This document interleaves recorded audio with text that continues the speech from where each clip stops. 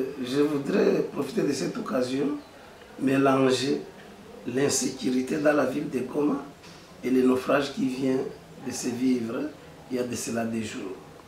Voyez-vous, messieurs les journalistes, par rapport à l'insécurité, tout le monde pointe le doigt le gouvernement. Ce gouvernement qui peut être au niveau central, et là nous parlons de Kinshasa, ce gouvernement qui peut aussi être au niveau provincial. Et là nous parlons de la ville de Goma, parce que c'est le siège. L'insécurité. Je pense, si on veut trouver une piste du moins de solution, on doit d'abord établir le niveau de responsabilité. Tout le monde veut s'innocenter. Tout le monde veut parler du gouvernement. Mais est-ce que la population n'a-t-elle pas aussi sa part de responsabilité? Voyez-vous, messieurs les journalistes, qui sont ces bandits? Qui sont ces voleurs? N'est-ce pas les Congolaises et les Congolais qui vivent dans des familles, qui vivent dans des avenues, qui vivent dans des cellules, dans des communes, et j'en passe. Et comme on vous dira, le changement ne vient jamais d'en haut. C'est ce que les gens se trompent. Les naufrages, tout le monde parle du gouvernement. C'est vrai, il a sa part de responsabilité. Mais est-ce que c'est le président de la République qui doit maintenant être dans chaque port pour voir comment les bateaux quittent, comment il arrive, le nombre de gens, le nombre de tonnes qu'il doit porter? Ne voyez-vous pas aussi qu'il y a une responsabilité au niveau local, mais on veut se laver les mains en disant qu'est-ce que le gouvernement fait? Quand je prends les canaux rapides ou les bateaux pour aller à Bukavu, dans chaque port, il y a toute une organisation. Moi, je pense que parler du gouvernement, c'est facile, mais parler de soi-même, c'est pas facile. Qu'est-ce qu'on entend par le gouvernement? N'est-ce pas qu'il est représenté à tous les niveaux, le gouvernement? Il n'est pas représenté vraiment à tous les niveaux. Maintenant, que font ces représentants du gouvernement au niveau local? Souvent, je suis étonné de voir par exemple l'eau qui stagne au milieu des maisons et des maisons habitées. Ils ont ce qu'on appelle les Nyumbakumi, ils ont ce qu'on appelle les chefs d'avenue.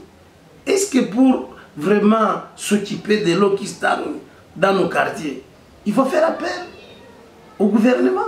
Parce que quand on parle du gouvernement, soit on pointe le gouvernement de Kinshasa, soit le gouvernement de la province.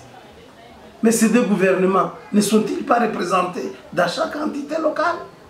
Alors moi, quand je disais, je préfère mélanger les deux sujets au même moment, parce que depuis un certain temps, personne ne veut, n'est-ce pas, être responsable. Personne.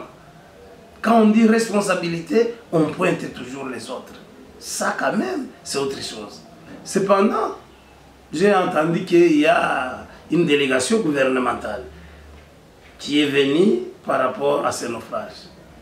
Vous allez voir aussi ces délégations. Parfois, ces délégations restent budgétivores. L'argent des missions, mais ça pouvait aider les sinistrés. Pour ça, c'est une autre question.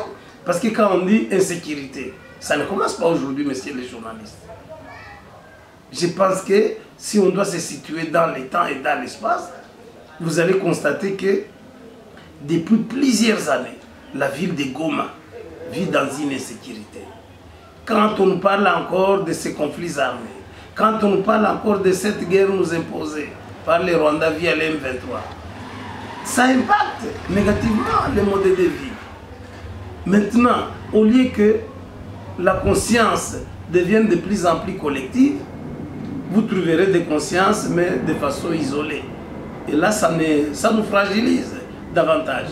Messieurs les journalistes, moi j'aurais souhaité, toute Congolaise, tout Congolais, prendre conscience que la sécurité, c'est l'affaire de tout le monde, sans exception.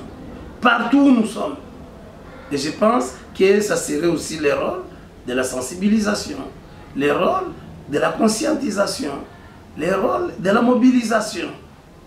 Qu'est-ce qui nous empêcherait de commencer aussi à dialoguer avec ces bandits? C'est des personnes. On n'est pas bandit, on les devient. Quelqu'un qui est bandit aujourd'hui, rien ne prouve qu'il va mourir bandit. Moi, je me rappelle bien, quand on m'a mis à la tête de l'ISC Goma, c'est une expérience que je ne peux pas oublier. On appelait ça Institut supérieur de combat. Donc il y avait aussi des petits bandits dans cette institution. Il y avait des petits désordonnés dans cette institution. Qu'est-ce que j'ai fait? J'ai tout simplement repensé la politique de proximité. C'est tout. J'ai commencé à aller vers ces désordonnés, entre guillemets, ces petits bandits, entre guillemets.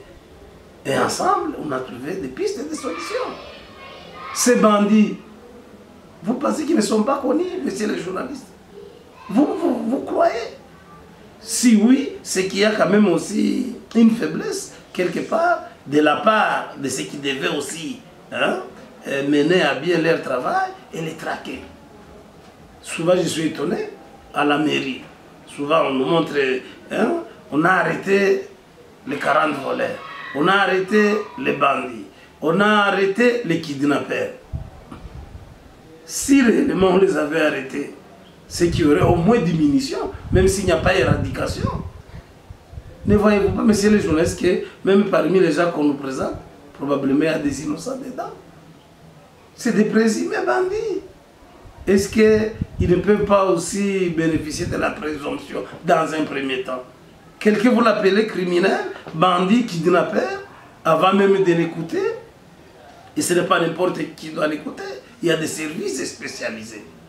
Alors moi, je devrais beaucoup plus insister sur la notion de la responsabilité par rapport à l'insécurité dans la ville de Goma et même les naufrages que nous venions vraiment de vivre. C'est fort regrettable quand il y a des centaines de morts, des centaines de disparus.